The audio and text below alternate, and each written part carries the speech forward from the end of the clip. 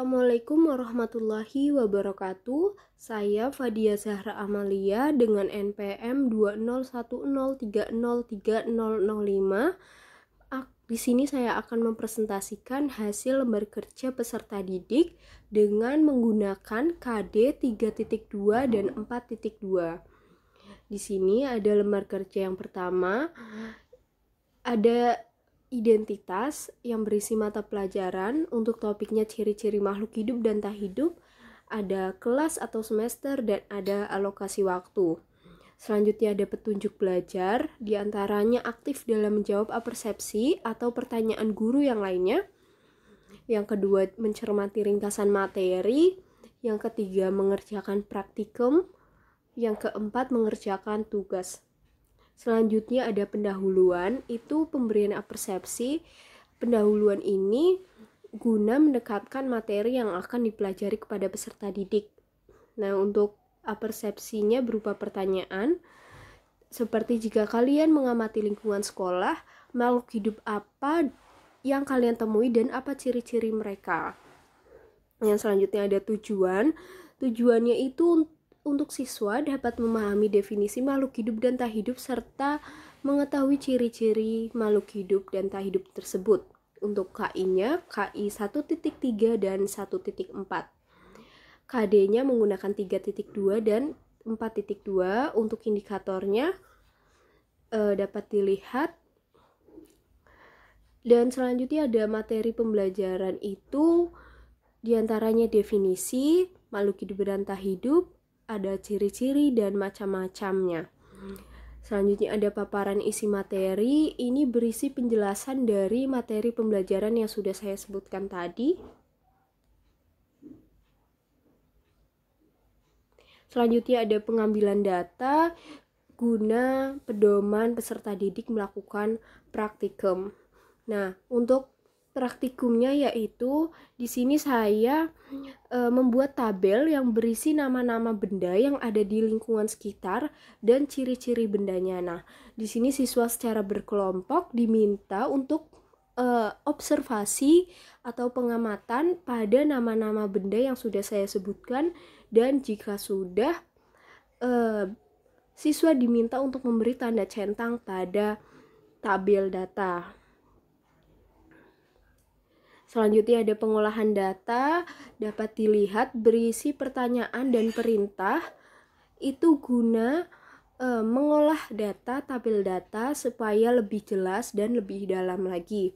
Selanjutnya ada tugas, selanjutnya ada penilaian. Penilaian yang saya gunakan ada 3 aspek, yaitu penilaian sikap, penilaian keterampilan, dan penilaian pengetahuan. Nah, ini untuk tabel dan pedoman skor penilaian sikap.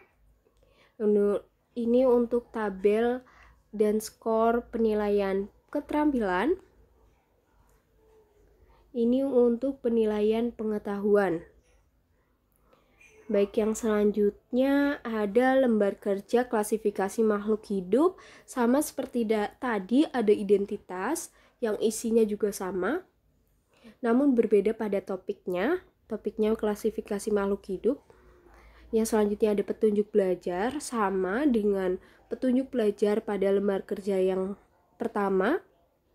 Namun yang berbeda itu mencermati ringkasan materi klasifikasi makhluk hidup.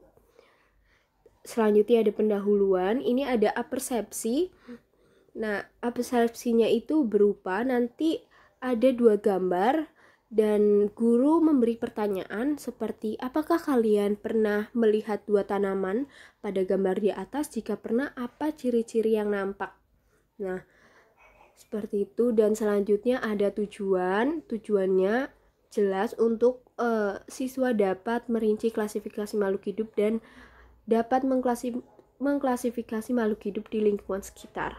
KI-nya 1.3 dan 1.4 dan KD-nya 3.2 dan 4.2. Nah, untuk indikator yang saya gunakan ini, untuk materi pembelajarannya ada klasifikasi tumbuhan, hewan, dan karakteristik tumbuhan. Selanjutnya ada paparan isi materi. Selanjutnya ada pengambilan data Untuk pedoman praktikum, nah di sini siswa secara berkelompok menentukan 5 jenis tanaman dan dengan melengkapi diagram di bawah dengan jenis tumbuhan-tumbuhan yang sudah siswa tentukan. Nah, ini guru memberikan tabel data untuk praktikum. Selanjutnya ada pengolahan data, sama seperti sebelumnya, ada tugas dan ada penilaian yang juga sama seperti sebelumnya. Selanjutnya itu ada penggunaan mikroskop, sama identitasnya, namun topiknya penggunaan mikroskop. Petunjuk belajarnya juga sama, namun di sini untuk poin kedua, cermati ringkasan materi mengenai mikroskop. Pendahuluannya nanti diberikan gambar mikroskop berupa pertanyaannya itu, apakah kalian tahu jenis alat apa pada gambar di atas, lalu fungsinya untuk apa. Selanjutnya ada tujuannya memahami langkah-langkah penggunaan mikroskop dan fungsi-fungsinya. Kompetensi intinya KI 1.3 dan 1.4, KD-nya 3.2 dan 4.2. Untuk indikatornya dapat dilihat. Nah, untuk materi pembelajarannya definisi, bagian-bagian dan langkah-langkah penggunaan mikroskop. Nah, paparan isi materi sama seperti materi pembelajaran, dan ini untuk pengambilan data, yaitu siswa secara individu mengambil setetes air kolam yang diamati menggunakan mikroskop. Nah, tabel datanya seperti pada layar. Untuk pengolahan datanya seperti itu. Untuk mengkaji tabel yang sudah diisi, penilaiannya sama, dan tugasnya yang harus dikerjakan seperti itu. Cukup sekian presentasi lembar kerja peserta didik yang sudah saya susun. Jika ada salah-salah kata dan kekurangan, saya mohon maaf. Wassalamualaikum warahmatullahi wabarakatuh.